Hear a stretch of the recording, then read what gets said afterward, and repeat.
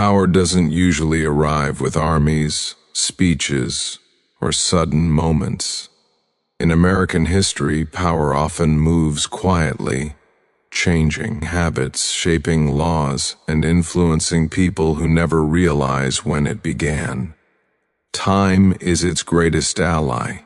Decisions made slowly, almost invisibly, outlast revolutions and wars. Tonight, we'll explore how America reveals a deeper truth, that real power doesn't rush and time rewards what endures. If you enjoy calm stories that reveal the hidden mechanics of history and help your mind unwind into rest, subscribe now and let these slow truths guide you gently into sleep. Power rarely announces itself. It doesn't always arrive with marching feet, raised voices, or dramatic moments that demand attention. In American history, the most durable power has often arrived quietly, settling into daily life until it feels as natural as breathing. It grows not through force, but through repetition, not through fear alone, but through familiarity. Laws, habits, and institutions become powerful when people stop noticing them, when they no longer feel imposed and instead feel inevitable. This is the kind of power that lasts because it hides inside normal life. At the beginning, systems are visible. They feel new, sometimes uncomfortable, and often debated. People argue about their meaning, their fairness, their consequences. But over time, as these systems are repeated day after day, generation after generation, something changes. What was once questioned becomes assumed. What once required explanation becomes background noise. The system no longer feels like a choice, it feels like reality itself. This is where power becomes most effective, because resistance fades not through suppression but through exhaustion and acceptance. In early American society, many structures were built with caution. There was fear of concentrated authority, fear of tyranny, fear of repeating the mistakes of distant empires. So power was divided, slowed, balanced, and wrapped in rules.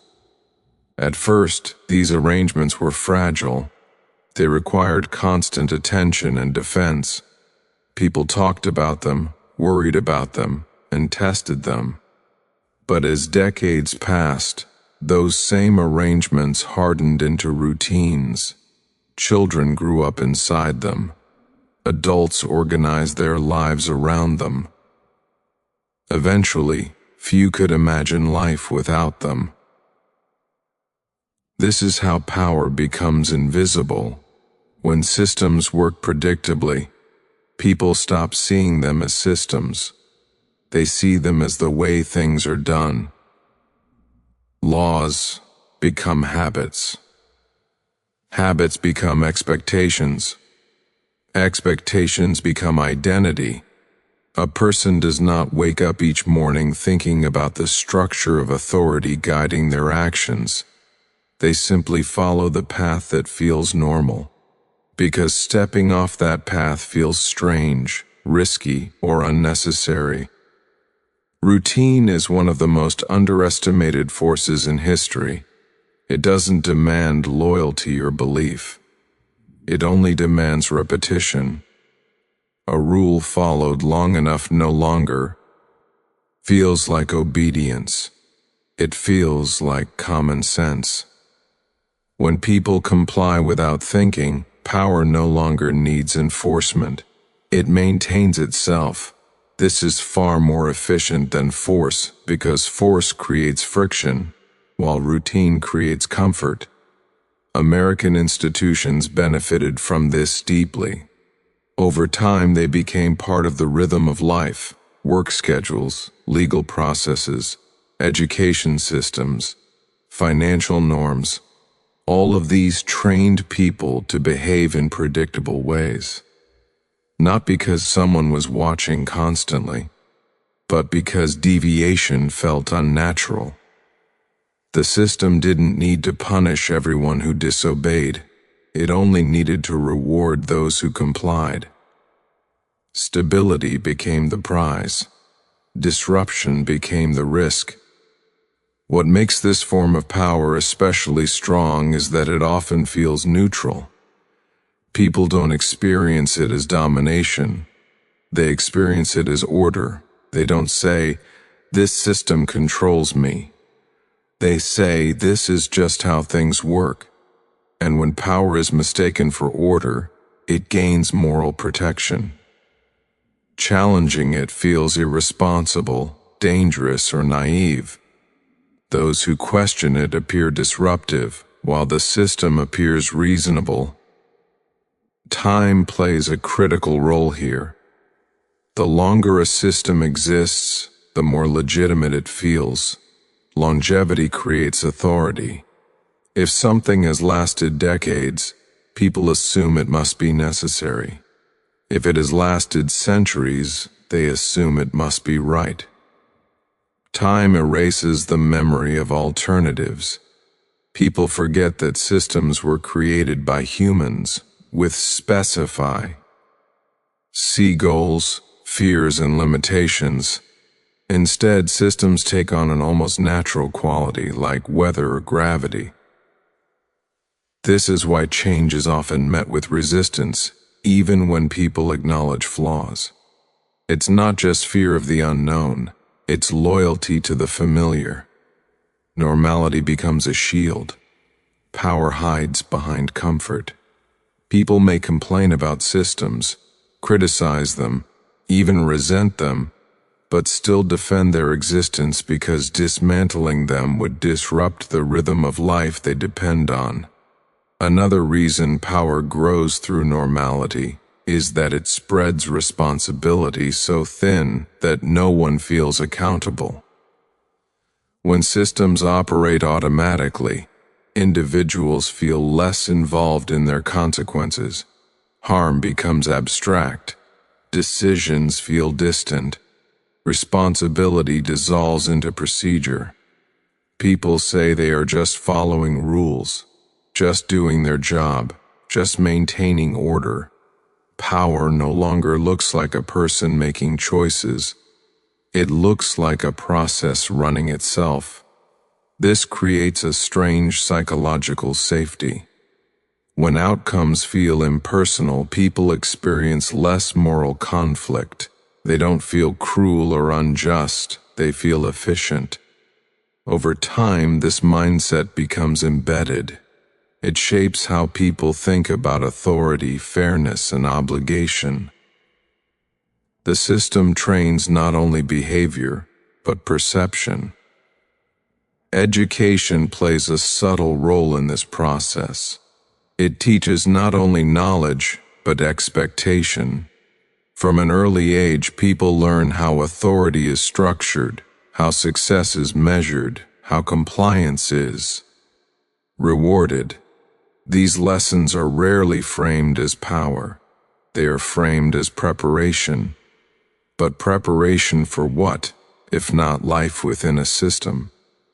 By the time someone reaches adulthood, the rules feel internal. External enforcement becomes less necessary because self-regulation takes over. This is perhaps the most complete form of power, when people enforce it on themselves. When they anticipate consequences before they occur. When they adjust their behavior not because they are told to, but because it feels right, proper, or expected. At that point, power no longer needs visibility. It has already done its work. Crises often reveal this hidden structure.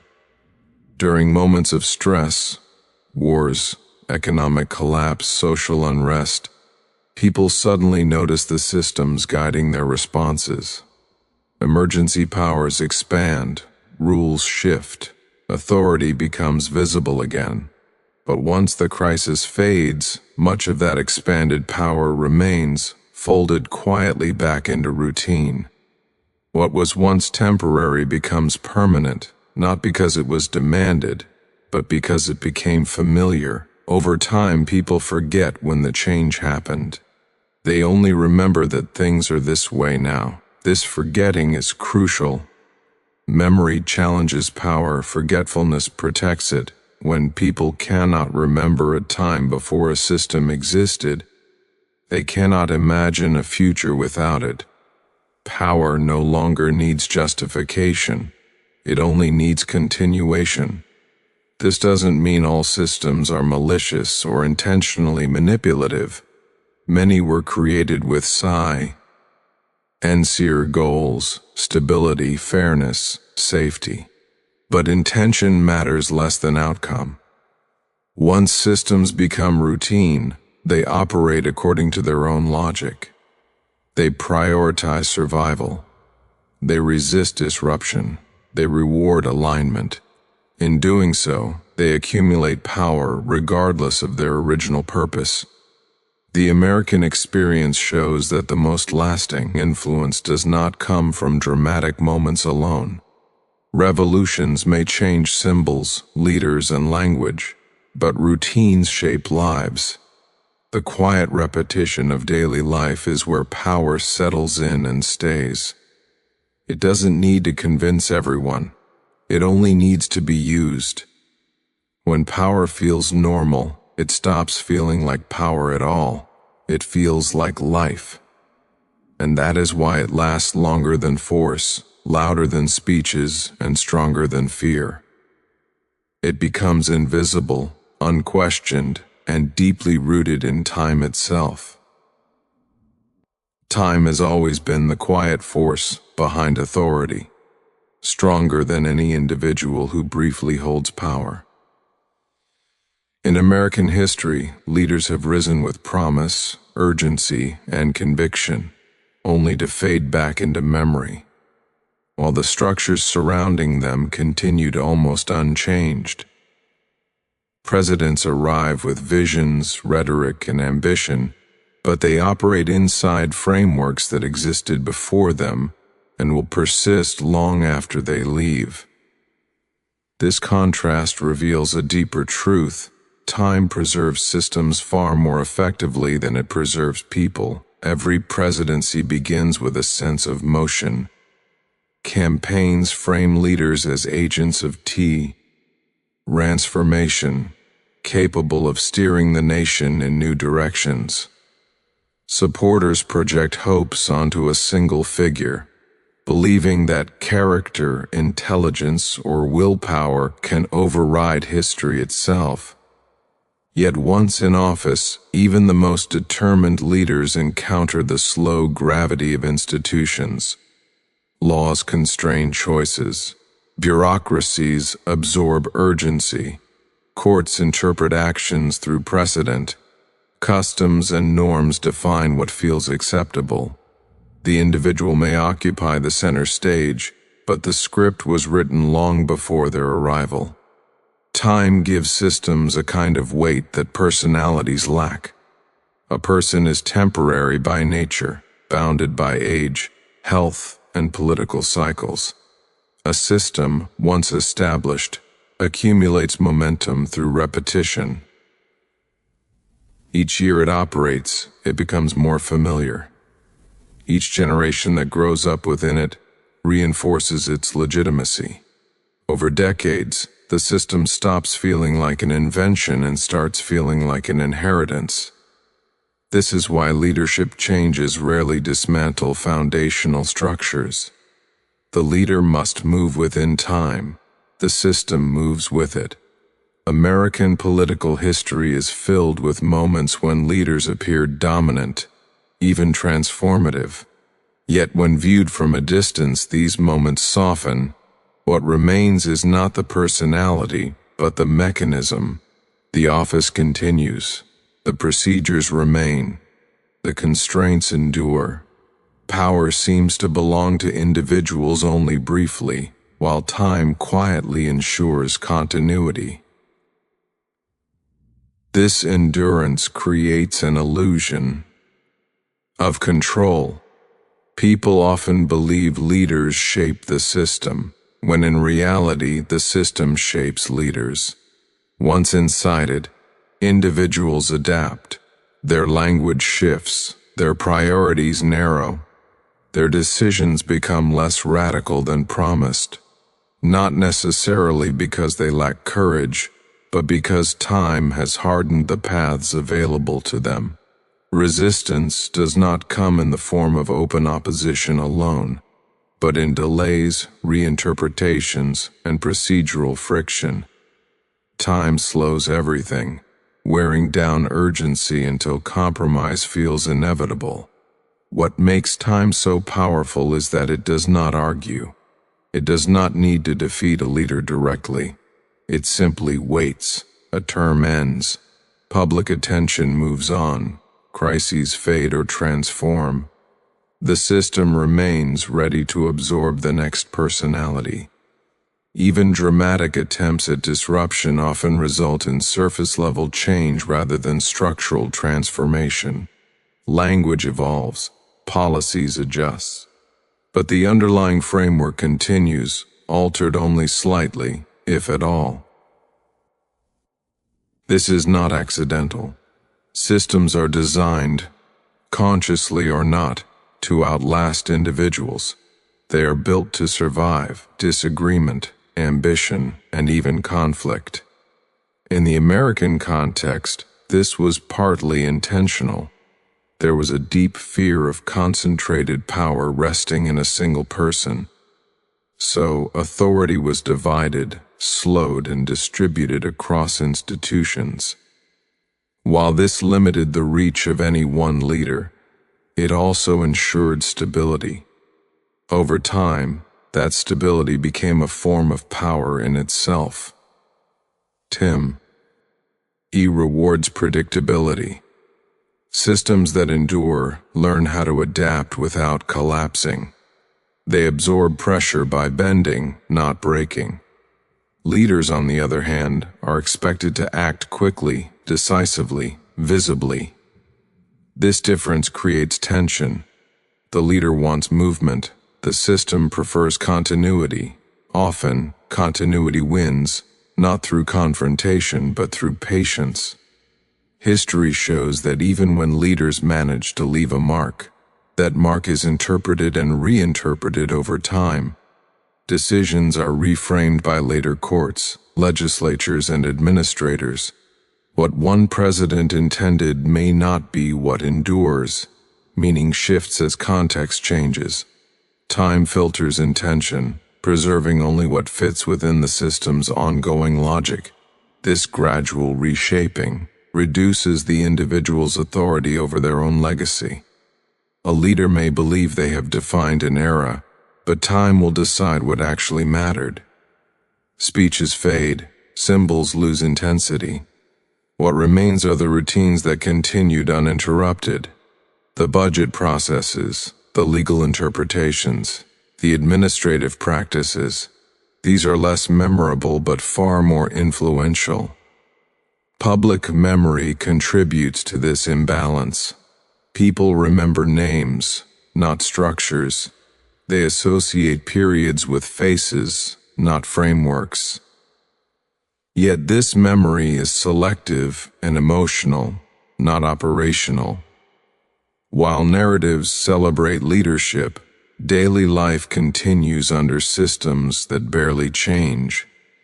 This disconnect makes it easier to overestimate the power of individuals and underestimate the authority of time. Time also teaches compliance. When people see leaders come and go without altering the fundamentals, they internalize a lesson. Systems are permanent, people are temporary. This shapes expectations. Citizens adjust their behavior not based on who is in office, but on what the system consistently demands.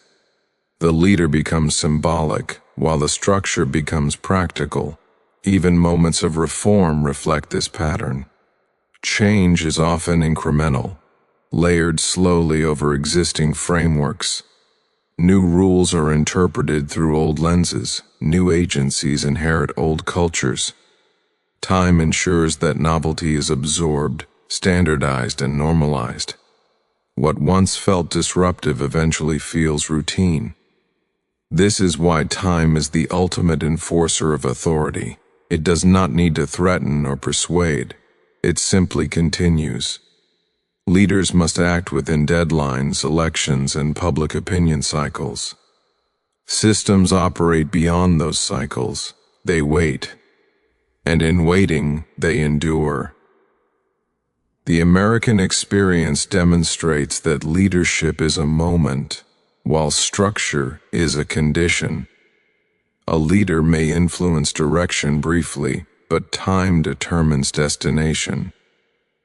Over years and decades, the system reasserts itself, often quietly correcting deviations and restoring balance. Understanding this changes how power is perceived. It shifts focus away from personalities and toward processes. It reveals that true authority lies not in the hands that sign documents, but in the frameu, orcs that give those signatures meaning. Leaders borrow power, time owns it. When a presidency ends, the office does not. The routines continue, the language remains, the expectations persist. Time absorbs the individual and preserves the structure. In this way, American history teaches a sobering lesson. No leader is stronger than time, and no ambition can outlast the systems that time protects.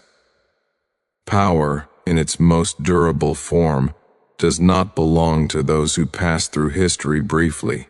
It belongs to what remains when they are gone. History often feels like a collection of loud moments, speeches that echo across generations, battles that redraw maps, elections that seem to turn everything overnight. These moments are easy to remember because they are dramatic, visible, and emotional. But when you step back and look closely at how America truly changed, a different pattern appears. The most powerful decisions were rarely made in a single instant. They were shaped slowly, quietly, through years of small adjustments, cautious compromises, and incremental choices that barely attracted attention at the time. Slow decisions do not feel important when they are happening. They lack urgency. They rarely dominate headlines. They are often framed as temporary measures, technical updates, or minor reforms. Because of this, they pass without resistance. People assume they can always be revisited later. Yet time has a way of turning small choices into permanent realities. What begins as a slight shift gradually becomes the foundation on which future decisions are built. In American history, many systems did not emerge fully formed. They evolved. Laws were amended piece by piece. Authorities expanded bit by bit. Practices became standard not because anyone declared them sacred, but because they worked well enough to continue. Over time, repetition gave them legitimacy. The slowness itself made them stronger because it allowed society to adapt without panic. Rapid change triggers fear. Slow change creates acceptance. When transformation happens gradually, people adjust their expectations along the way. Each step feels manageable, even reasonable. By the time the full impact is visible, the path behind feels too long to reverse. The decision no longer feels like a choice, it feels like history. This is why dramatic moments often matter less than the quiet years between them. A single law may be passed in one day, but its interpretation unfolds over decades. Courts refine it. Agencies apply it. Citizens shape their lives around it. What truly shapes the future is not the moment of passage, but the slow process of normalization that follows. In many cases, American leaders understood this instinctively. They knew that lasting influence required patience. Instead of forcing immediate transformation, they worked within existing structures, nudging them gently. These nudges rarely provoked backlash, because they did not feel threatening. They felt practical, reasonable, necessary for stability. Over time, practicality becomes principle. What people once accepted for convenience becomes something they defend as tradition. The slow decision gains emotional weight not because it was heroic, but because it endured. Time transforms modest choices into unquestioned assumptions. Bureaucracy plays a quiet but critical role in this process. Rules written in technical language rarely inspire passion. They regulate details rather than ideals. Yet these details govern daily life. They decide how resources are distributed, how authority is exercised, and how responsibility is assigned. Because these decisions appear administrative rather than political, they escape scrutiny. But their cumulative effect shapes society more deeply than any single speech. The same is true of economic policy. Markets respond less to announcements than to long-term patterns. Incentives adjusted slightly year after year redirect behavior in powerful ways. People follow opportunity, not ideology. When opportunity shifts slowly, behavior follows without resistance. By the time outcomes become clear, the system has already adjusted to support them. Education provides another example of how slow decisions shape the future. Curricula change gradually. Standards evolve quietly. Each adjustment seems minor, often justified as modernization or improvement. But over generations, these choices shape how people think, what they value, and what they consider possible. The future is trained, not commanded.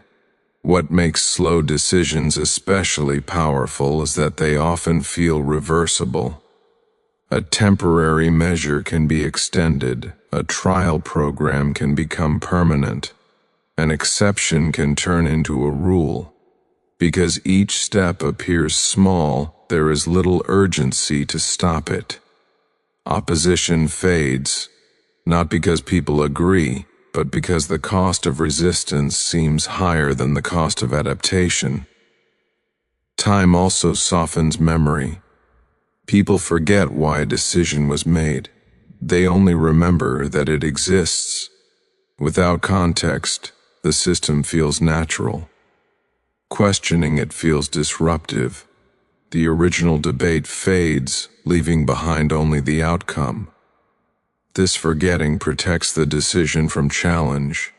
Crises sometimes accelerate this process, but even then, the most lasting effects come later. Emergency measures are introduced quickly, but they are refined slowly. After the crisis passes, what remains is not the fear, but the structure that was built to manage it. Over time, that structure finds new purposes. What was once extraordinary becomes routine.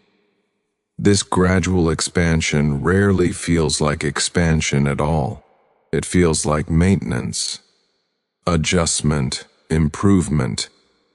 People trust slow processes more than sudden ones. Slowness signals care, deliberation, and responsibility. It creates the impression that outcomes are earned rather than imposed. In American history, this trust has been a powerful asset. Systems that grow slowly feel legitimate. They seem to reflect collective agreement. even when that agreement was never fully expressed. The absence of conflict is mistaken for consensus.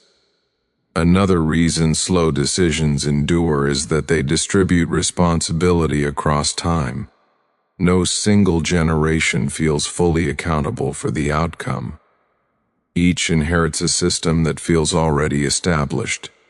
Changing it would require effort, risk, and coordination. Maintaining it requires only continuation. In this way, inertia becomes a form of power. Individuals experience this at a personal level. They adjust to systems without realizing how much has changed. They remember adapting, not choosing. This creates a sense of inevitability. If everyone adapted, the system must be necessary. If it lasted, it must be right. Yet history shows that many of these slow decisions were deeply consequential, sometimes harmful, sometimes beneficial, often both. Their impact was not obvious at first. It unfolded over lifetimes. By the time consequences became clear, reversing them required confronting not just policy but identity. Slow decisions shape the future because they shape habits, and habits shape behavior more reliably than beliefs. People may disagree with systems intellectually, but still live within them comfortably. Comfort is persuasive. It dulls urgency. It turns critique into background noise. The future, then, is not forged in moments of intensity alone. It is built in quiet rooms, through extended discussions, routine approvals, and small adjustments that feel insignificant at the time. These choices accumulate. They layer upon one another. Eventually, they form the structure within which dramatic moments occur. Understanding this changes how history is read. It shifts attention away from singular events and toward long processes. It reveals that power often prefers patience.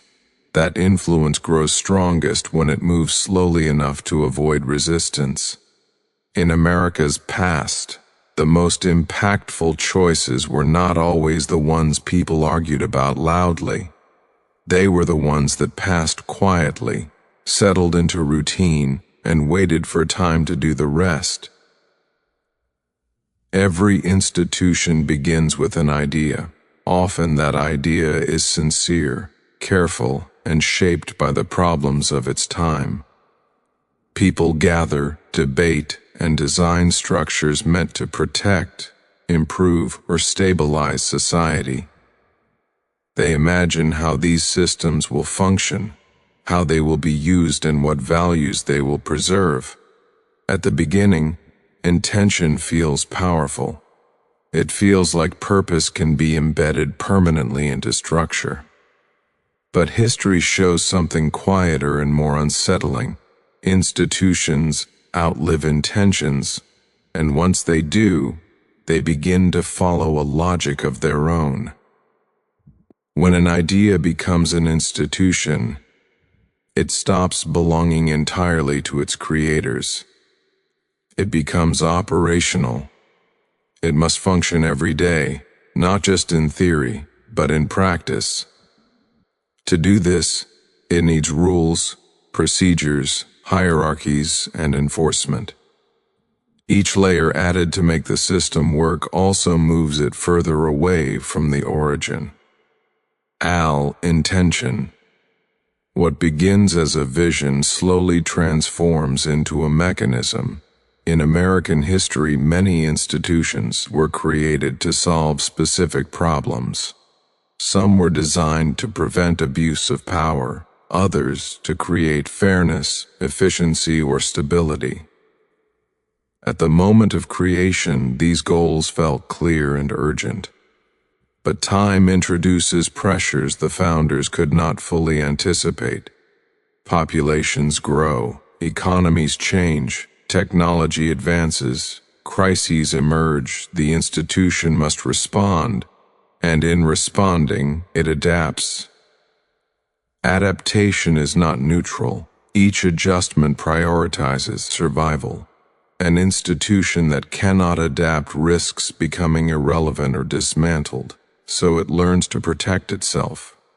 Procedures become more complex. Authority becomes more centralized or more diffuse, depending on what ensures continuity. The original intention does not disappear, but it becomes secondary to the institution's need to endure. This is where control begins to slip away. Creators imagine how a system should behave, but they cannot control how it will be used decades later by people with different values, incentives, and pressures. The institution inherits the idea, but it does not inherit the moral clarity that gave birth to it. Instead, it operates through interpretation, precedent, and routine. Over time, people stop asking why the institution exists and focus only on how it works. Purpose fades into background language. Process takes center stage.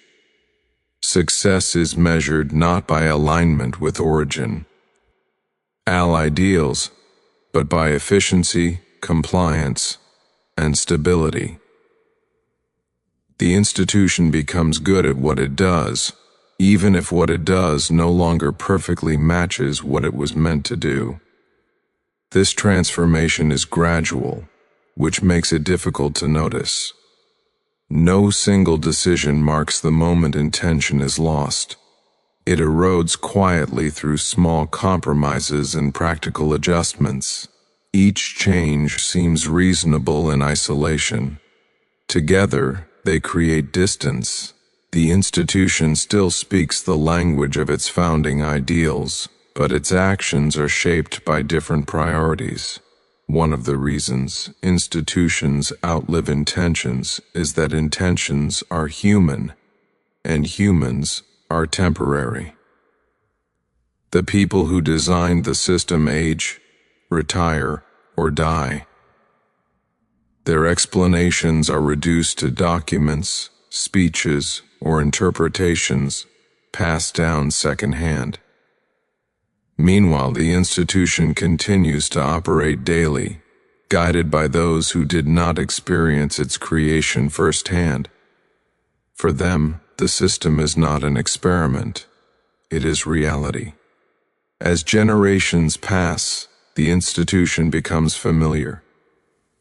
Familiarity breeds trust, or at least acceptance. People grow up inside the system and learn how to navigate it. They build careers around it. They depend on it. At that point, questioning its original intention feels abstract, even irrelevant. What matters is how it affects life now. Another reason intentions fade is that institutions distribute responsibility. Decisions are made collectively, through layers of approval and procedure. When outcomes cause harm, it is difficult to trace that harm back to a single choice or individual. Responsibility dissolves into structure. People say they are following rules, adhering to policy, maintaining standards. The institution acts, but no one feels fully accountable. This diffusion of responsibility allows institutions to act in ways their creators never intended, not necessarily out of malice, but out of momentum. Systems prioritize consistency. They resist disruption. They reward those who operate within them smoothly. Over time, the behavior that best serves the institution becomes normalized, even if it conflicts with original values. Language plays a subtle role in preserving the appearance of intention.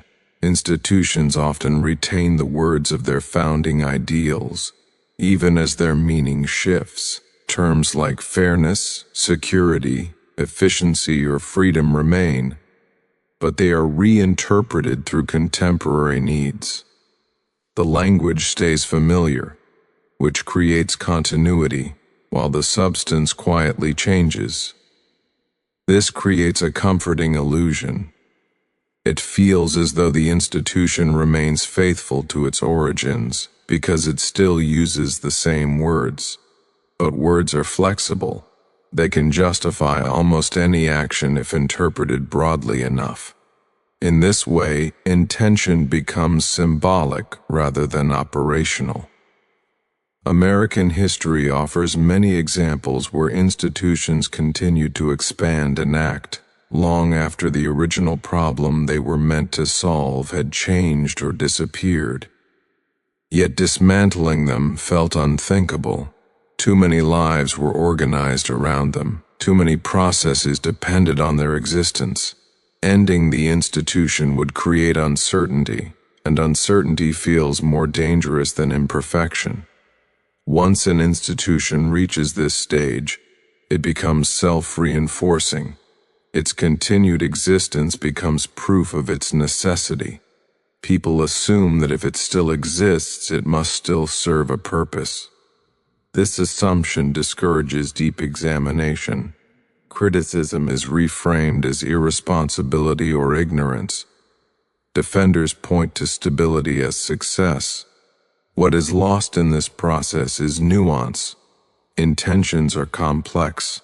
They include moral judgment, historical context, and human limitation. Institutions, by contrast, prefer clarity and repeatability. They reduce complexity into rules. Over time, this reduction flattens ethical considerations. The system becomes predictable but less reflective. This does not mean institutions are inherently harmful. Many provide real benefits and protect against chaos. But their power lies in endurance, not morality. They survive because they function, not because they remain true to original ideals. This distinction matters because it explains why reform is so difficult. Changing an institution means challenging not just policy but habit, identity, and security. People often assume that good intentions at the start guarantee good outcomes in the future. History suggests otherwise. Intentions are fragile. They require constant renewal, reinterpretation, and care. Without that, they fade, leaving behind structures that operate without ethical guidance beyond their own preservation. Institutions outlive intentions because time favors what continues, not what was meant. The system remembers its procedures better than it remembers its purpose, and once intention becomes memory rather than practice, control slips away. What remains is not the idea as it was imagined, but the institution as it adapted. It may still carry traces of its origin, but it no longer belongs to it.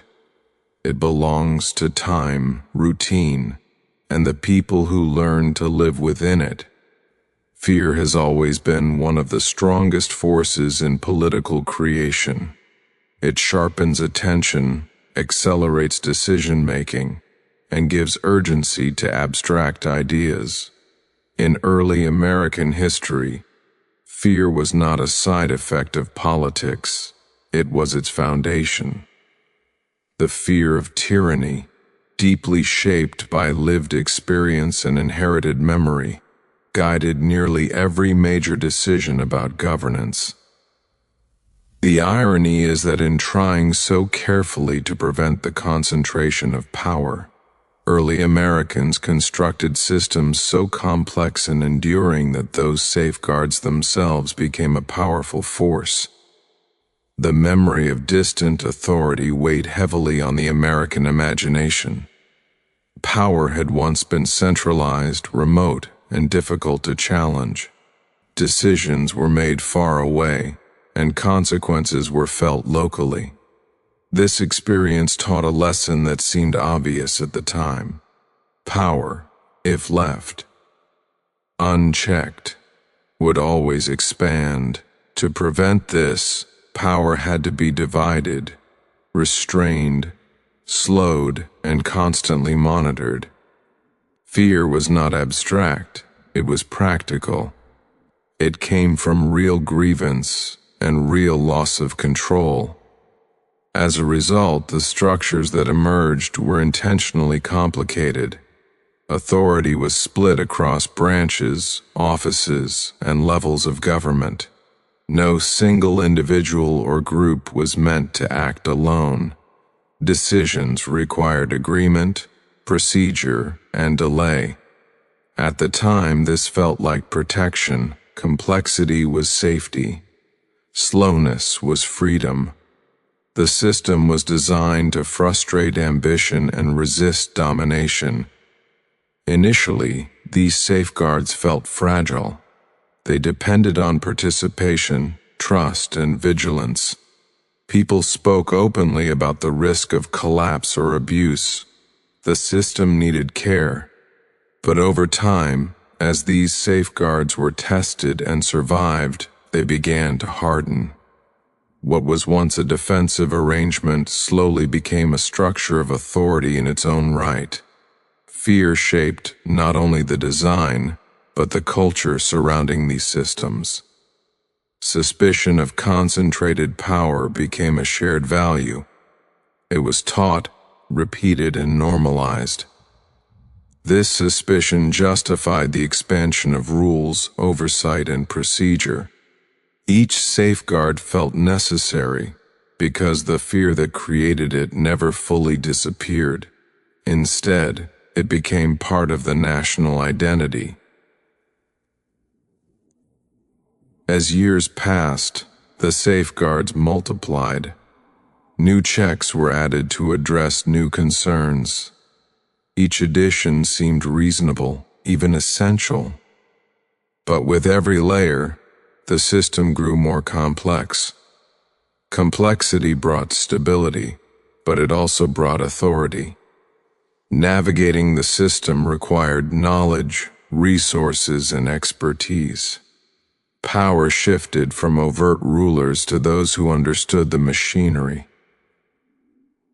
This transformation happened slowly, which made it difficult to notice. No one declared that safeguards were becoming power. It simply happened as procedures accumulated. Rules began to shape outcomes as much as intentions did. Those who mastered the process gained influence, even without formal titles.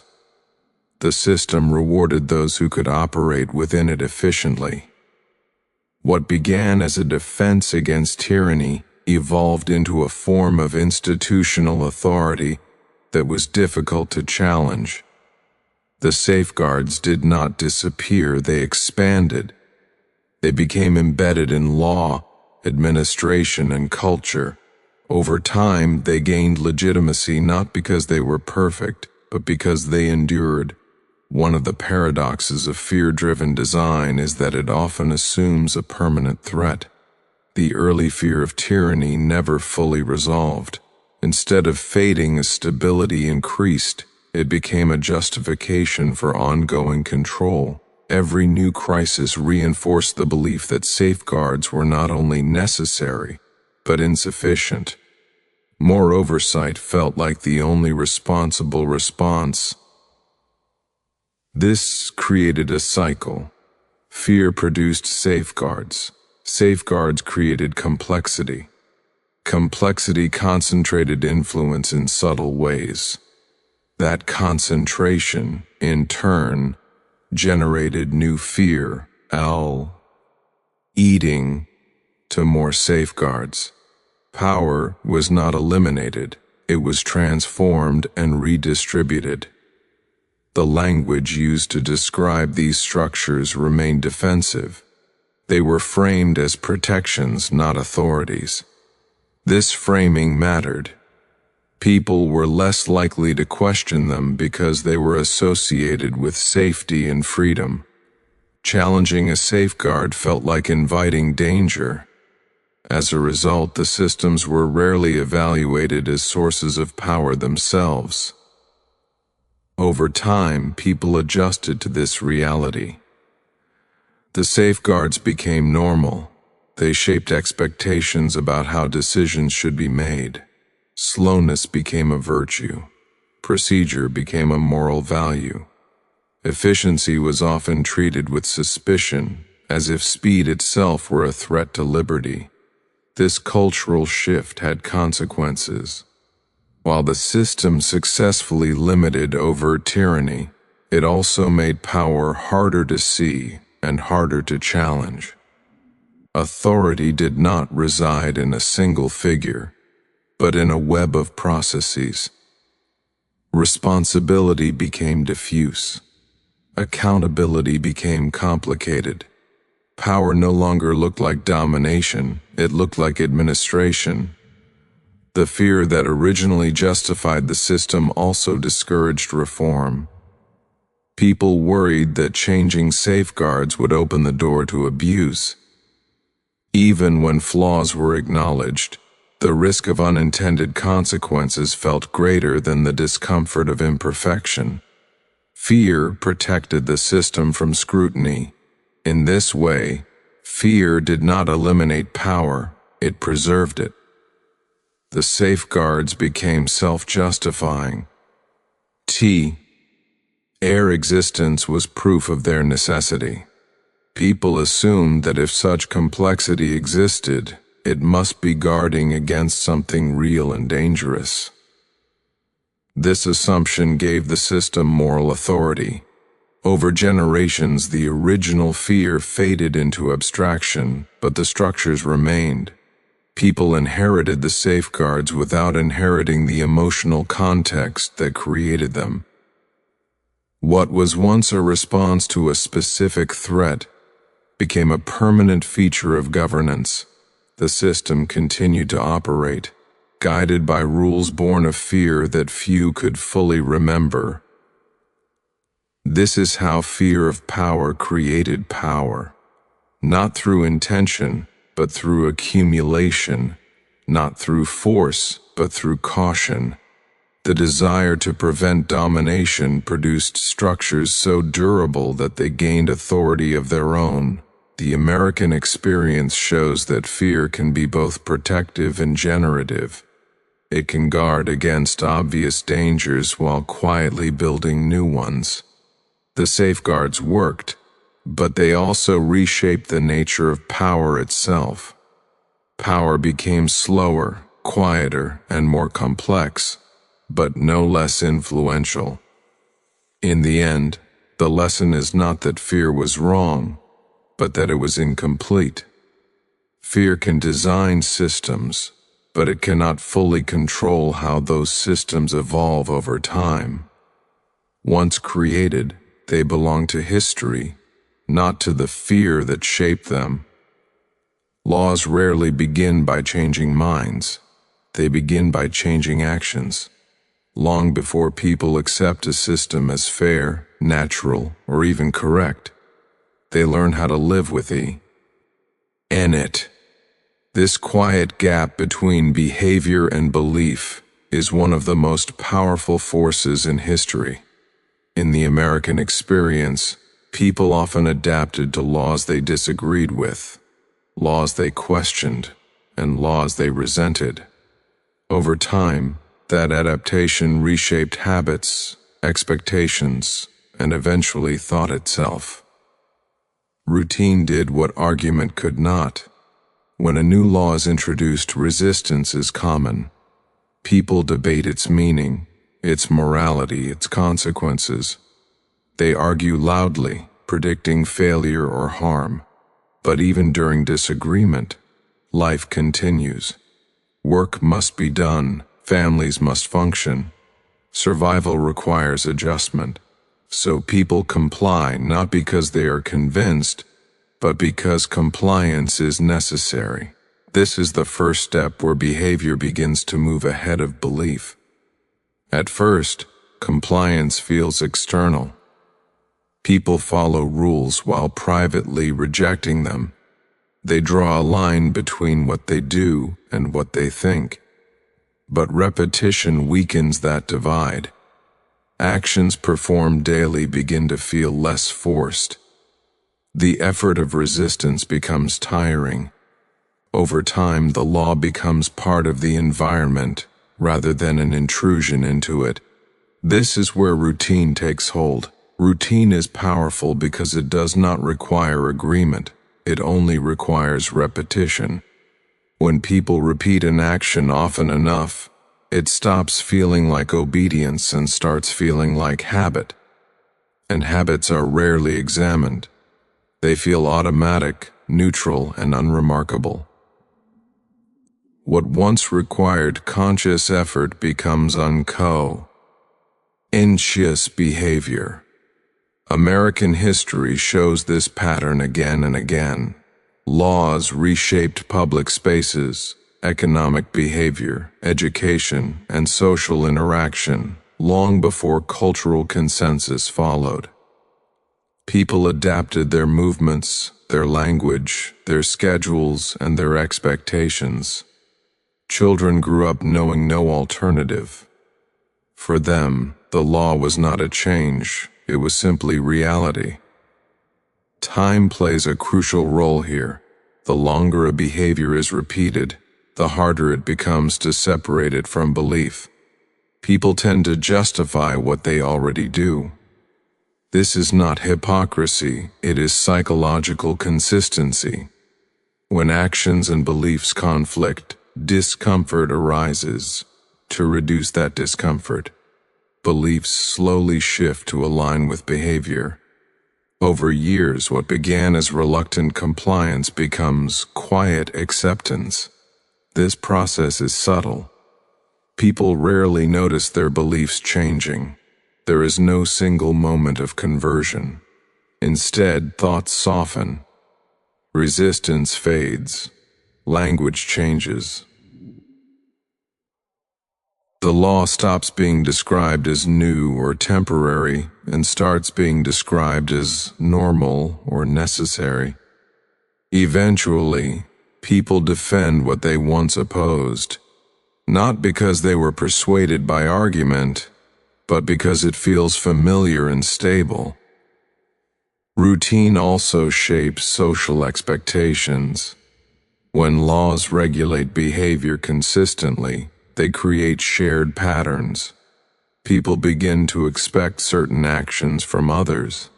These expectations reinforce compliance socially, not just legally. Deviating from the norm feels awkward or disruptive. Social pressure becomes as powerful as enforcement. This is how systems train thought indirectly. The law does not need to convince each individual intellectually. It only needs to create a predictable environment. Within that environment, people adjust naturally. Over time, belief follows behavior, not the other way around. Another reason laws change behavior before beliefs is that belief is personal, but behavior is collective. A single person can disagree internally, but still act outwardly like everyone else. As more people act the same way, the behavior gains legitimacy. It looks like consensus, even when it is not. This appearance of consensus influences perception. People assume that if everyone is doing something, it must make sense. Generational change accelerates this effect. Those who remember life before a law carry resistance longer. Those born into it do not experience it as change at all. For them, the law defines what is normal. Belief is shaped from the beginning by routine. What once felt imposed becomes instinctive. Over decades, this creates a profound shift. Debates that once seemed urgent become difficult to understand. People wonder why there was ever opposition. The emotional weight fades. The system becomes self-explanatory. At that point, belief has fully caught up to behavior. This does not mean that laws are always just or beneficial. It means they are effective. at shaping thought through practice. This power can be used constructively or destructively. History shows both outcomes, but the mechanism remains the same. Routine reshapes perception.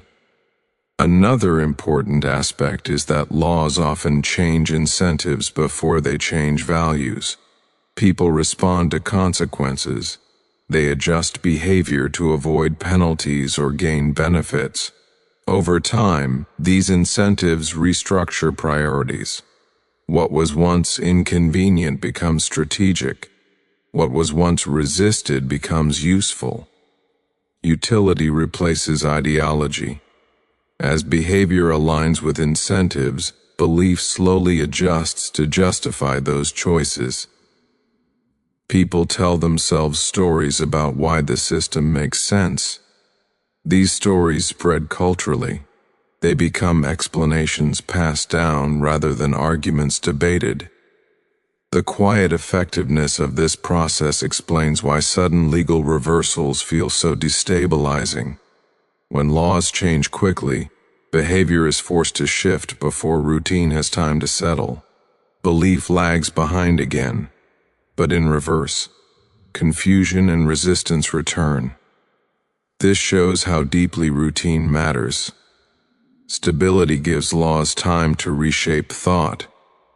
In American history, many LAWs were controversial when introduced, and unremarkable decades later.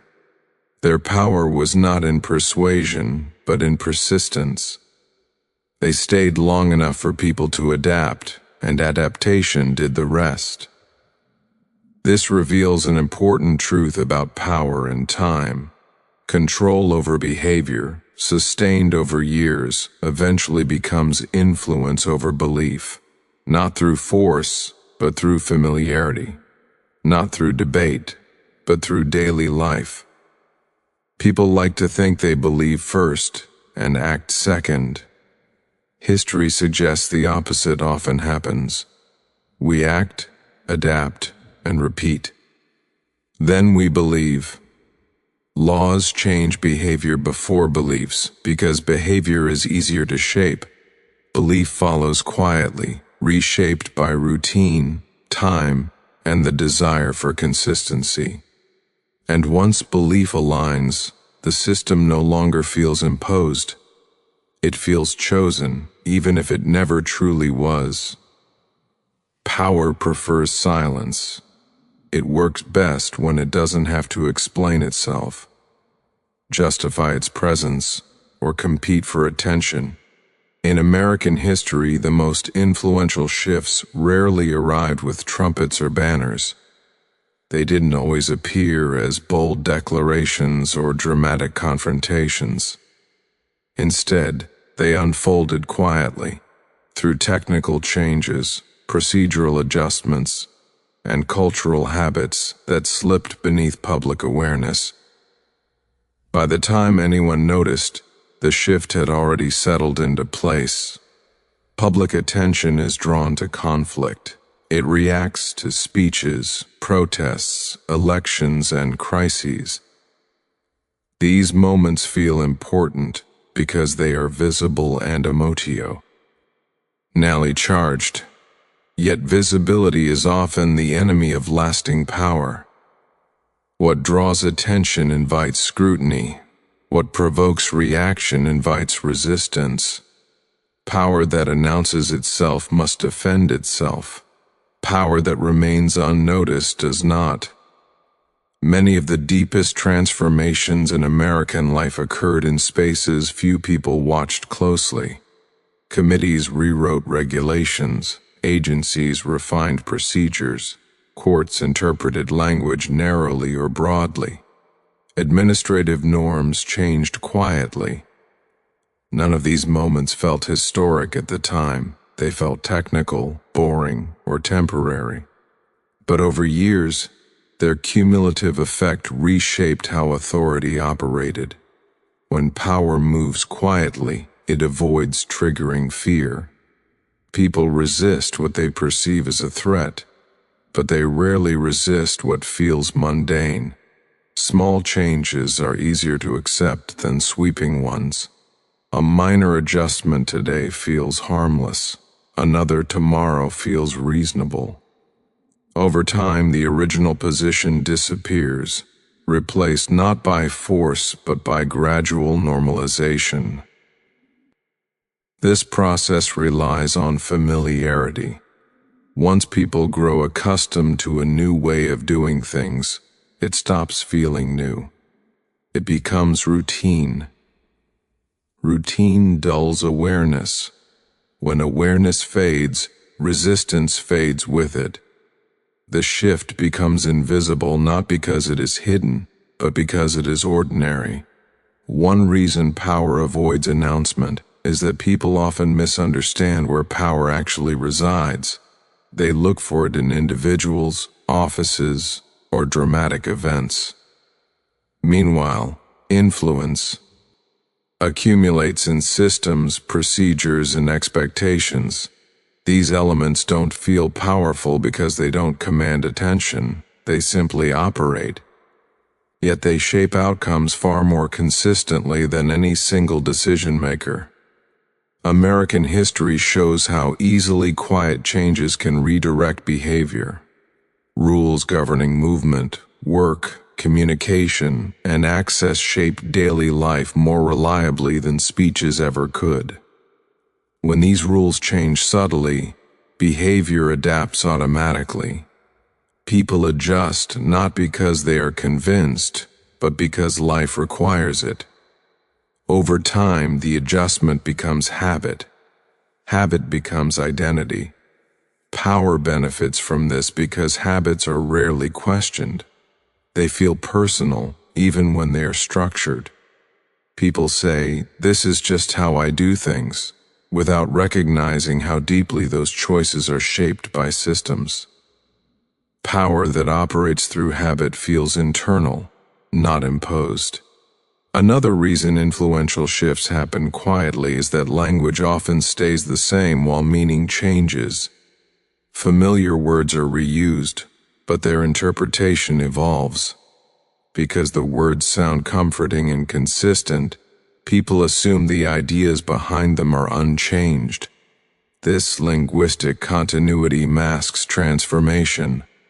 Power moves not by inventing new terms, but by redefining old ones slowly enough that no alarm is triggered. Silence also protects power from accountability. When changes are gradual, no single moment can be blamed. Responsibility dissolves across time. People struggle to identify when the shift began, who initiated it, or how it unfolded. Without a clear origin, opposition lacks focus. Criticism becomes vague and ineffective. This diffusion of responsibility makes power resilient. If no one feels responsible, no one feels obligated to reverse course. The system continues forward by inertia alone. People adapt because adaptation is easier than resistance, especially when the alternative is unclear. Quiet power also benefits from distraction. Public attention is limited. While people focus on visible conflicts, quieter processes continue uninterrupted. Debates over personalities, scandals, or symbolic issues consume energy, leaving little attention for structural change. Power thrives in the background, advancing while eyes are elsewhere. Time plays a crucial role in this invisibility. The longer a shift takes, the less noticeable it becomes. Memory fades. People forget what came before. They judge the present against recent experience rather than distant history. When the baseline moves slowly, no one feels the movement. Generational change strengthens this effect. Those who remember earlier conditions age out of influence. New generations inherit the current system as normal. For them, there is nothing to announce, because nothing feels different. Power becomes naturalized, embedded in their understanding of the world. The absence of resistance is not proof of consent. It is often proof of normalization. People resist what they recognize as change. They accept what feels familiar. Quiet power understands this and works within it. It does not demand approval. It waits for acceptance.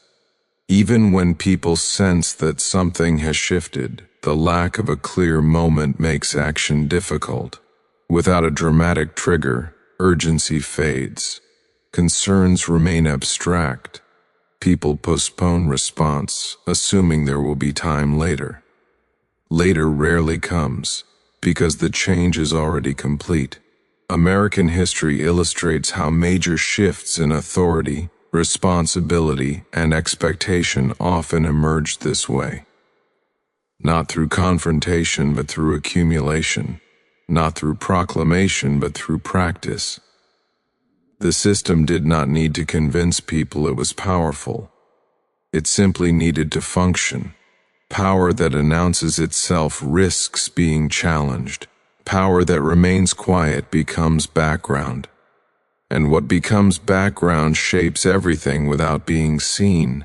This is why the most influential changes often feel invisible until they are irreversible. By the time they are recognized, they are no longer new, they are established. Challenging them feels disruptive rather than corrective. Power gains moral advantage simply by arriving early and staying long enough to feel normal. Understanding this reframes how history is read. It shifts attention away from dramatic moments and toward long processes. It reveals that what matters most often happens without applause, without outrage, and without resistance. Power rarely announces itself because it doesn't need to. It prefers to arrive unnoticed, settle in quietly, and let time do the rest. Speed creates excitement.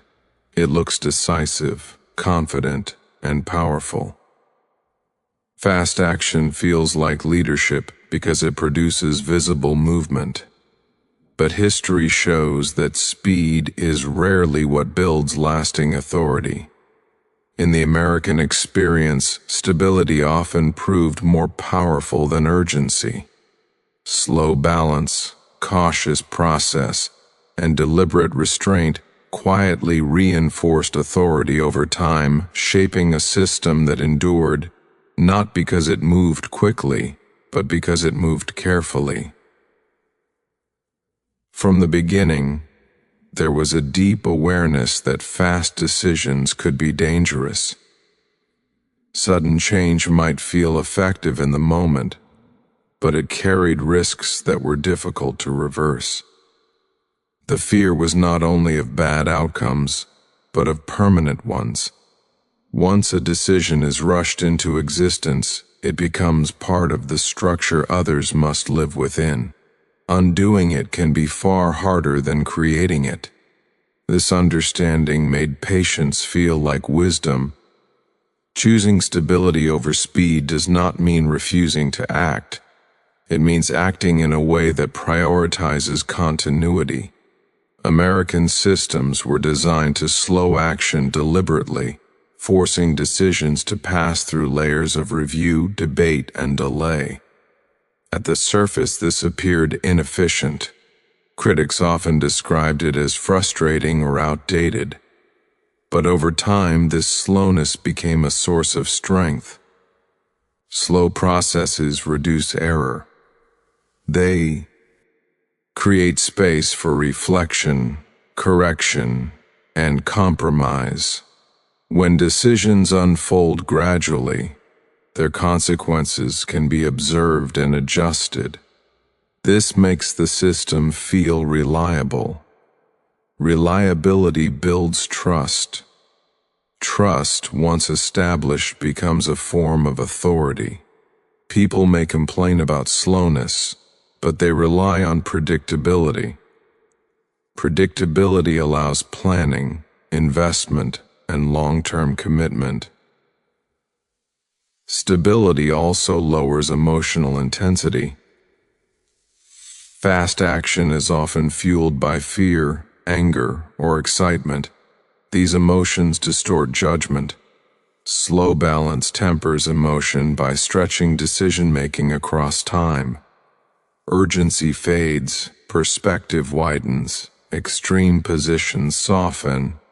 What remains is often less dramatic, but more sustainable. Over time, this sustainability becomes power. Systems that change slowly appear steady. They create the impression of control even during uncertainty. People may not fully understand how decisions are made, but they come to believe that decisions will be made. This belief reduces panic and resistance. Authority grows quietly, supported by expectation rather than force. Another advantage of stability is that it shifts focus away from individuals and toward process.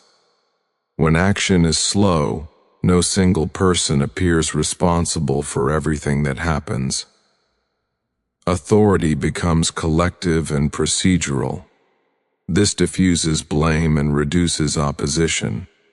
People find it harder to target a system than a figure. Stability protects authority by making it less visible. Time reinforces this effect.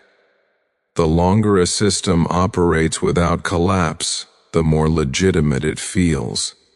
Survival becomes evidence of correctness. People assume that if something has lasted, it must work. Speed can impress, but endurance convinces. Endurance suggests wisdom, even when the original reasons for a system's design are forgotten.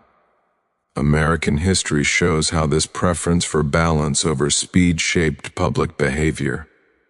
People adjusted expectations downward. They learned not to expect immediate change. This reduced disappointment and anger. When outcomes take time, people attribute delay to process rather than failure. Frustration becomes resignation, and resignation becomes acceptance. This acceptance strengthens authority. When people stop demanding speed, they stop challenging delay. Delay becomes normal. Normality protects power. Systems that move slowly are rarely accused of overreach, because their movement is hard to see. What happens gradually does not feel threatening. Stability also allows authority to expand quietly. Slow adjustments feel manageable. Each change seems minor.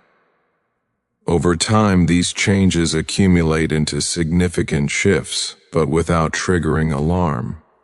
Speed draws attention, slowness avoids it. Authority grows while appearing cautious and restrained. Another important aspect of stability is memory. Fast action is memorable because it disrupts. Slow change fades into background. People forget when adjustments occurred. Without memory, comparison becomes difficult. The present feels permanent. Authority rooted in stability benefits from this forgetfulness. This does not mean that stability is always just or beneficial. It means it is effective. Systems that value balance can preserve inequities as easily as they preserve order. But from the perspective of power, stability works because it minimizes disruption. Disruption invites scrutiny. Stability invites trust. In moments of crisis, the tension between speed and stability becomes visible. There is pressure to act quickly, to demonstrate control. Yet even then, the most lasting responses often come later. through slow restructuring rather than immediate reaction. Emergency actions may address symptoms, but stable processes shape outcomes. The preference for balance also shapes political culture. People grow accustomed to negotiation, compromise, and delay. These habits discourage radical change. Extremes feel irresponsible. Moderation feels mature. Authority aligns itself with patience and reason, gaining moral weight. Over generations, this cultural preference becomes self-reinforcing.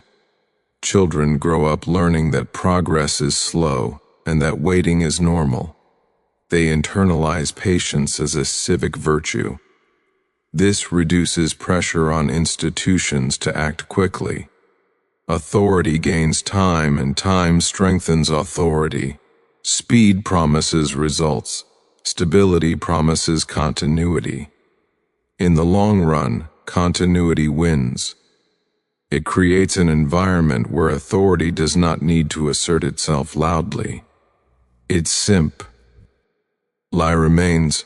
America's choice of slow balance over fast action allowed power to root itself deeply, not through dramatic victories, but through steady presence.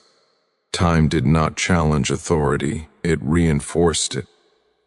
And in that reinforcement, stability proved more powerful than speed. Crises feel like moments of sudden creation. When war breaks out or an economy collapses, it appears as though new powers emerge overnight. Authority expands, rules change, and decisions are made with urgency that feels unprecedented. From the outside, it looks like power is being invented in response to danger. But history suggests something quieter and more revealing. Crises do not create power. They expose it. They pull back the curtain on structures that were already in place, waiting for the moment when restraint could be relaxed. In ordinary times, power often remains hidden behind routine. Institutions operate within familiar limits. Rules are followed, processes are respected, and authority appears balanced. People assume that no one is fully in control because no one seems to be acting decisively. This creates the comforting illusion that power is limited, diffuse, and constrained. But those constraints are often conditional. They exist not because power is absent, but because it is choosing not to act fully. A crisis changes the environment. Fear rises. Uncertainty spreads. The demand for action becomes immediate. In that moment, the systems that govern society shift modes. Procedures accelerate. Exceptions are invoked. Authority consolidates. What feels like a sudden expansion is often the activation of capacities that existed all along. The crisis does not invent them, it authorizes their use. This is why crises feel revealing. They show what systems are capable of when normal limits are suspended. Emergency powers, special authorities, and extraordinary measures rarely appear out of nowhere. They are written into law, embedded in policy, or implied by precedent. In calm times, they sit unused, justified as safeguards against rare dangers. In crisis, they move from theory to practice.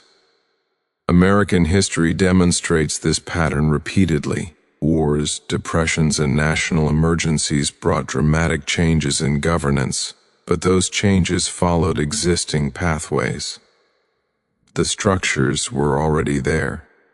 The crisis simply removed hesitation. What had once required debate now felt necessary. What had once seemed extreme now felt responsible. Fear plays a crucial role in this transition. During crisis, People are willing to accept actions they would normally question. They prioritize safety over scrutiny. This lowers resistance and increases compliance. Power does not need to persuade, it needs only to respond. The urgency of the moment reframes authority as protection rather than control. Because of this, crises often strengthen existing institutions rather than dismantle them. They validate authority by proving it can act. Success, or even the appearance of action, reinforces legitimacy. People associate survival with leadership and structure, even if the connection is indirect. Power gains credit simply for being present during danger. Another revealing aspect of crises is how quickly roles are clarified. Ambiguities disappear. Chains of command become visible. Responsibilities are assigned. What was once abstract becomes concrete. People see who can decide, who must comply, and who bears consequences. This clarity feels new, but it was always implied. The crisis merely made it explicit. Crises also reveal priorities. In moments of stress, systems show what they value most. Resources are allocated quickly. Certain protections are strengthened, while others are relaxed. These choices expose the underlying logic of authority. What is preserved, what is sacrificed, and what is delayed all tell a story about where power truly lies. Once a crisis passes, the revealed power rarely disappears completely. Some emergency measures are rolled back, but many remain in altered form. The justification shifts from necessity to efficiency or preparedness. What was once temporary becomes permanent through familiarity. The crisis becomes a precedent. This is how exposure turns into expansion. When people have seen power exercised, they grow accustomed to it. The memory of danger makes reversal feel risky. Leaders argue that removing authority could leave society vulnerable next time. Fear of future crises protects the changes introduced during the last one. Importantly, this process does not require bad intentions. Many decisions made during crises are sincere attempts to manage chaos. But intention does not determine outcome. Once authority is exercised successfully, it reshapes expectations. People come to expect decisive action. Systems adjust to provide it more easily next time. Crises also compress time. Decisions that would normally take years are made in days. This speed gives the impression of creation. But speed only reveals capacity, it does not generate it. You cannot move quickly unless the path already exists. The crisis illuminates the infrastructure that allows acceleration.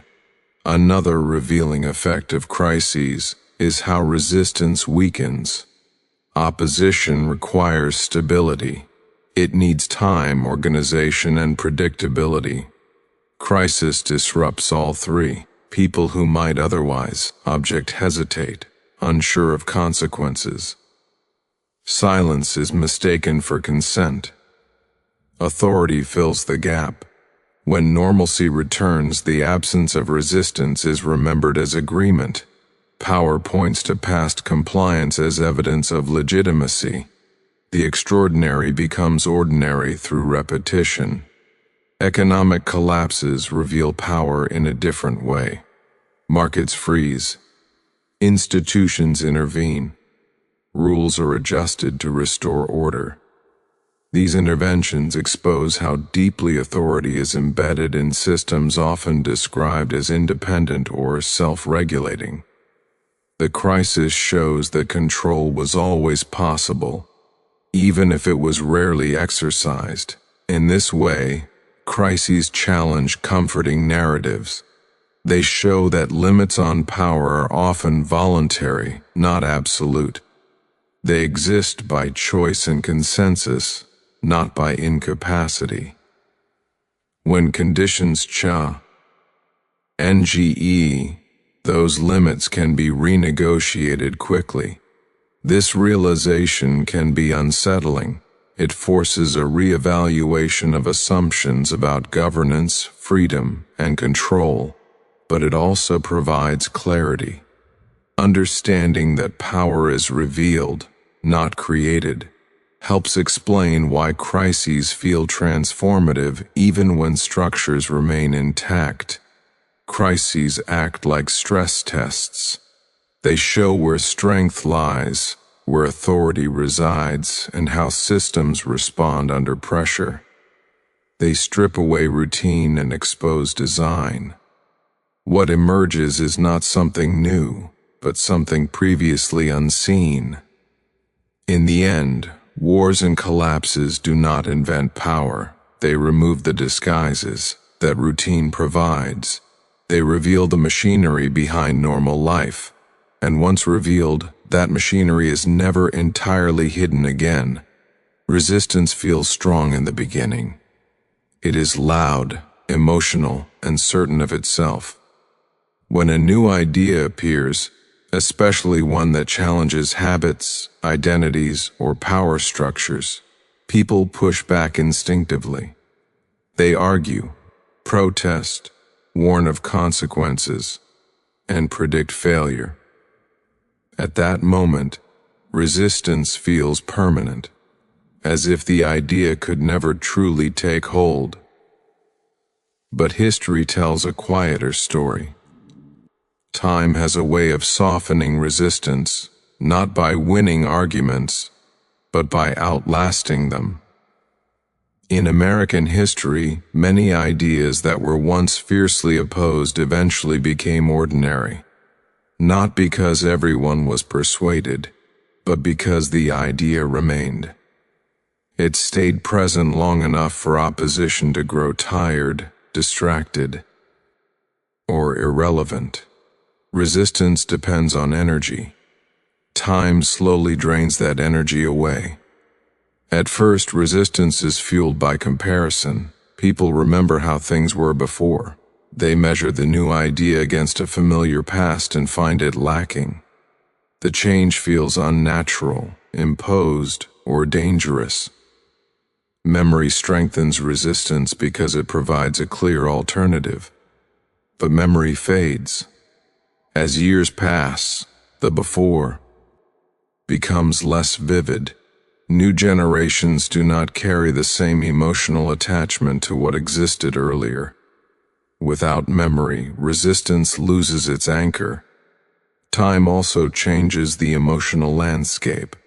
Initial opposition is often driven by fear of loss, instability, or identity erosion.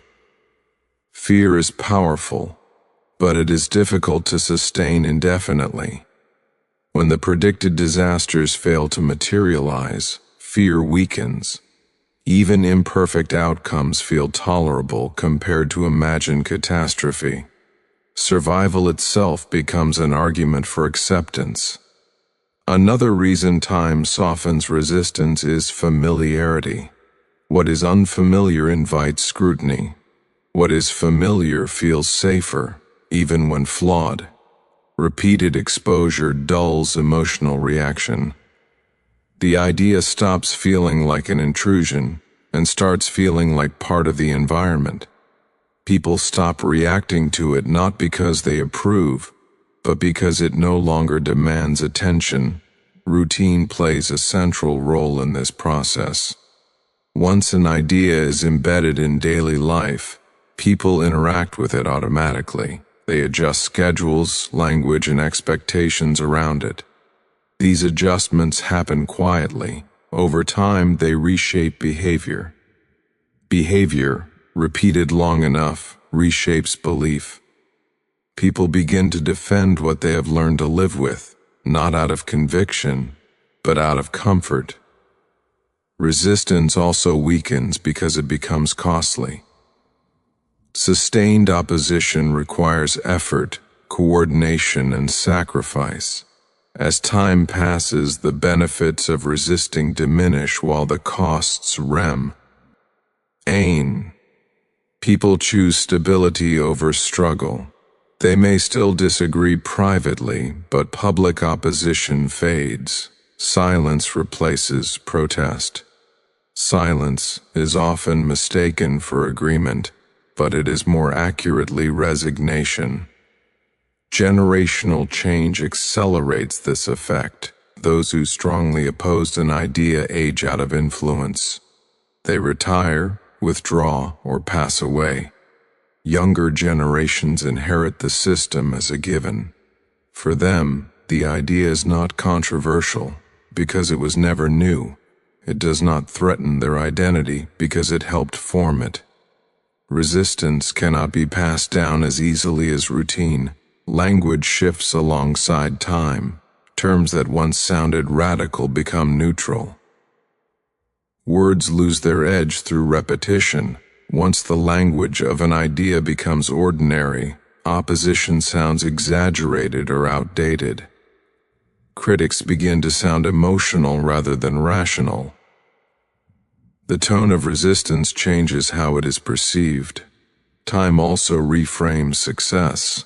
Early opponents often judge ideas by immediate outcomes.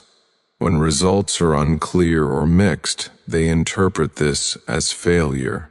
But time allows for adjustment, improvement, and reinterpretation.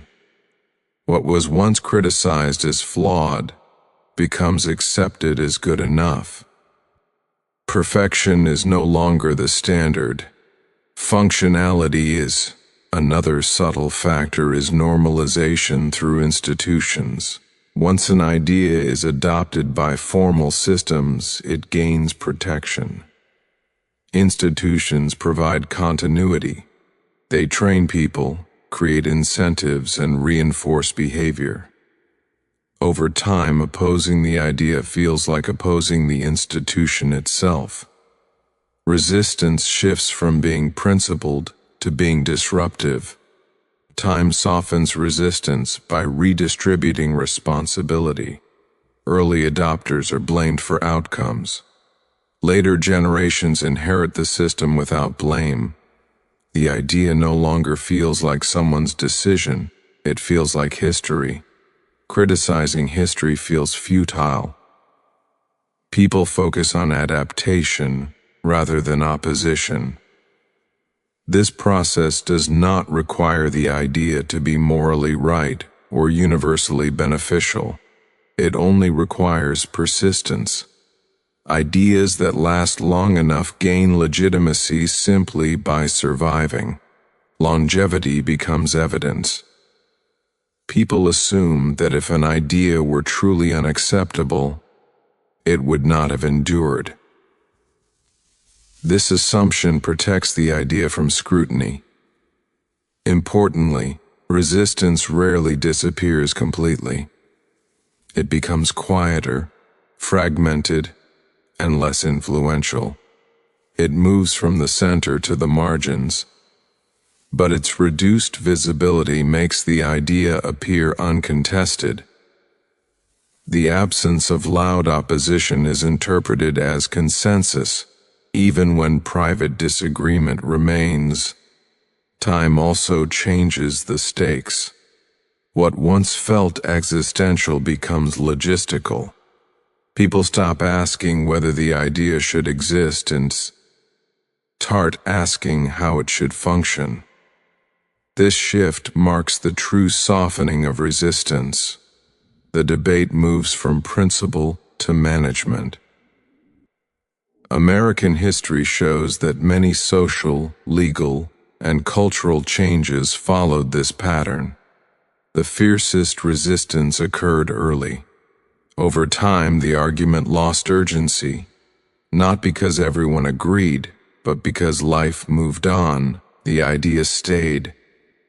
Time does not persuade in the way arguments do. It exhausts, it normalizes, it reframes, it replaces memory with routine.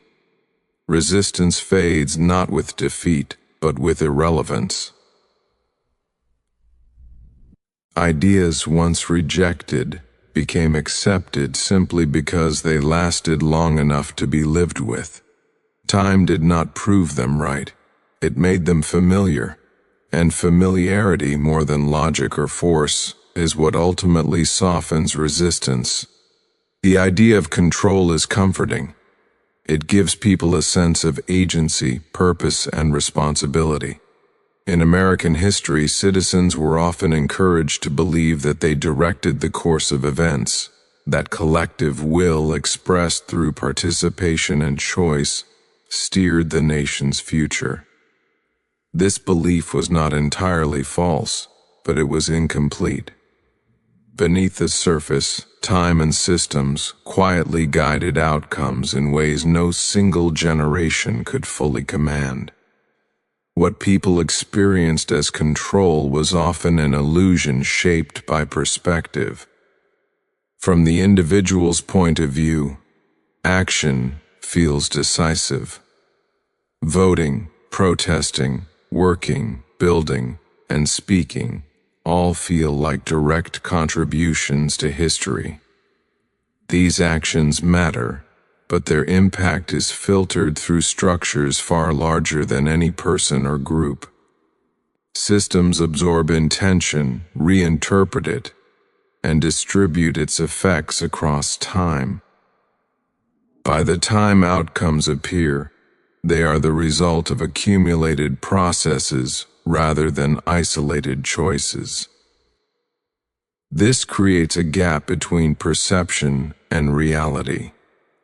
People remember moments of participation vividly. They recall decisions, debates, and movements. These memories reinforce the feeling of control. What is less visible is how limited those moments were by existing frameworks. Laws, institutions, economic conditions, and cultural norms narrowed the range of possible outcomes long before anyone acted. Time deepens this illusion. Events unfold slowly, making cause and effect difficult to trace. People attribute outcomes to recent actions because those actions are easiest to remember. Long-term forces fade into background. The gradual influence of systems is mistaken for natural progression rather than guided momentum. In American life, this illusion was strengthened by narratives that celebrated individual agency. Stories emphasized leaders, choices, and turning points. These stories were inspiring, but they simplified reality. They suggested that history responded quickly to intention. In truth, systems respond slowly, if at all. Fifth, bend over decades, not moments. Another reason the illusion persists is that systems often accommodate resistance without changing direction. People push back, systems absorb the pressure, adjust at the margins, and continue forward. From the outside, this looks like responsiveness. Citizens feel heard, but the core trajectory remains intact. This creates the impression of control while preserving continuity. Time also disguises constraint. When limits are experienced gradually, they feel natural. People adapt without realizing they are adapting. They assume their choices are free because they do not feel restricted. In reality, the available options were shaped long before the decision was made. Control feels real because alternatives are invisible. The illusion is further reinforced by cycles of change. Periodic shifts create the sense that direction is being altered. New priorities emerge. Language evolves. Yet these shifts often occur within stable boundaries. The appearance of movement masks underlying consistency. People mistake variation for transformation. This does not mean citizens are powerless. It means power operates on different scales. Individual action influences immediate conditions. Systems shape long-term outcomes. Time amplifies the latter. Over years and generations, systems accumulate influence simply by persisting. Belief in control also serves a psychological function. It helps people cope with uncertainty. Accepting that outcomes are guided by forces beyond immediate influence can feel unsettling. The illusion of control provides meaning. It allows people to see themselves as participants rather than passengers. But history shows that even sincere collective effort is constrained by inherited structures. Each generation works within conditions it did not choose. Economic arrangements, legal frameworks, and social norms shape possibilities. Change happens, but it follows paths carved by time. The illusion becomes most visible in moments of disappointment. When expected outcomes fail to materialize, confusion arises. People wonder why effort did not produce results. The answer often lies not in the effort itself, but in the systems that filtered it. Over time, this pattern repeats. Citizens act. Systems respond selectively. Outcomes emerge slowly. The belief in control remains because it is renewed with each generation. Few pause long enough to see how consistently time guides the process. Understanding this illusion does not diminish participation, it deepens it. It shifts focus from moments to processes, from immediacy to endurance. It reveals that shaping the future requires patience, awareness of structure, and respect for time. Citizens believe they directed history because they felt involved in it. But beneath that involvement, time and systems guided outcomes quietly, steadily, and with far greater influence than any single moment could provide. Endurance is often mistaken for rigidity. When something lasts a long time, people assume it must have remained the same. In reality, survival depends on change. In American history, power did not endure by refusing to move. It endured by moving so slowly and subtly that the movement was almost invisible. What appeared unchanged on the surface was quietly adjusting underneath, responding to pressure, context, and time. This ability to adapt without appearing to transform is what allowed authority to persist across generations. Rigid systems break under stress. They cannot absorb new conditions, new demands, or new realities. Adaptable systems bend. They shift language, procedures, and emphasis while preserving their core structure. This flexibility is not dramatic. It is cautious, incremental, and often framed as continuity rather than change. People are reassured by familiarity, even as that familiarity is quietly reshaped. American power learned early that survival required balance. Too much change invites fear and resistance. Too little change invites collapse. The solution was gradual adjustment that preserved appearances. Institutions kept their names, symbols, and rituals, even as their functions evolved. This created a sense of stability while allowing necessary evolution. Adaptation often occurred through interpretation rather than replacement. Existing rules were applied in new ways. Old language was given updated meaning. This approach avoided confrontation. It allowed change to occur within accepted boundaries. People felt they were living inside the same system, even when the system was behaving differently than before. Time played a crucial role in this process. Change stretched across years does not feel like change. Memory blurs. People compare the present to the recent past, not the distant one. Small adjustments fade into background. By the time the cumulative effect becomes noticeable, it feels established rather than imposed. This slow adaptation protected authority from backlash.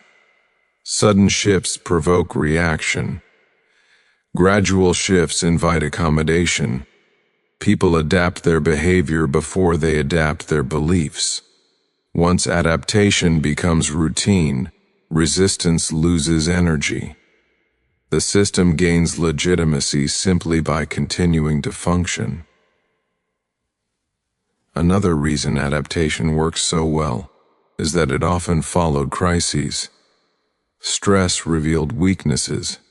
Adjustments were framed as necessary repairs rather than transformations. Once the immediate danger passed, the changes remained. They were justified not as innovation, but as lessons learned. Power grew stronger while appearing merely wiser. Adaptation also redistributed responsibility. Changes were introduced by different actors at different times. No single moment or person could be blamed. Authority became diffuse. Diffusion made power harder to challenge. People could sense change, but not locate it. Language was one of the most powerful tools of adaptation. Familiar terms were preserved while their application evolved. Because the words remained the same, P.E. Opal assumed the meaning had too. This continuity masked transformation. Power did not announce its adjustment, it embedded it. Cultural adaptation mattered as much as legal or institutional change. Norms shifted quietly. Expectations adjusted. What once felt unusual became acceptable. What once felt unacceptable became debatable. This slow cultural movement supported structural change, making it feel organic rather than imposed. Adaptation also allowed power to absorb criticism. Instead of resisting every challenge, the system incorporated elements of dissent. This gave critics a sense of influence while preserving the overall framework. By adjusting at the margins, authority protected the center. Generational change reinforced endurance. Each generation inherited a system already adapted to its time. Because the system reflected current realities, it felt relevant rather than outdated. People did not feel the need to overthrow it. They felt the need to work within it. The appearance of continuity created trust. Trust reduced scrutiny. Reduced scrutiny allowed further adaptation. This cycle sustained authority without dramatic conflict. Power did not need to defend itself loudly because it rarely appeared threatened. Importantly, adaptation did not mean abandoning original principles entirely. It meant reinterpreting them. Principles were broad enough to accommodate new realities. This flexibility gave the impression of faithfulness even when practice shifted. Power appeared principled because it retained symbolic continuity. Over time, this strategy created a resilient structure. It could respond to change without losing identity. It could survive disagreement without fragmentation. It could endure criticism without collapse. Endurance became its defining feature. American power survived because it understood time. It did not rush to assert itself. It waited. It adjusted. It blended change with familiarity. By the time adaptation was noticed, it felt necessary, even obvious. What endures is not what refuses to move. but what moves carefully enough to appear still. Power that adapts slowly becomes indistinguishable from tradition. And tradition, once established, is one of the strongest forms of authority time can offer. In the end, American history does not reveal power as something loud, sudden, or easily seen. It shows power as patient. It moves through time rather than moments, through systems rather than individuals, through routine rather than force. What shaped the nation most deeply was not dramatic leadership or constant revolution, but quiet endurance, ideas that lasted, structures that adapted, and habits that became normal. Time softened resistance, hid authority behind familiarity, and allowed systems to guide outcomes while people believed they were in control. Fear built safeguards that became power. Crises revealed what already existed. Stability proved stronger than speed. Laws changed behavior before belief, and institutions outlived the intentions that created them. Again and again, power survived by adjusting slowly while appearing unchanged. The lesson is not that individuals are irrelevant, but that lasting influence belongs to what endures. If history teaches anything, it is this: power that wants to last must learn to wait. It must adapt without announcing itself, grow without forcing itself, and trust time to do what force never could.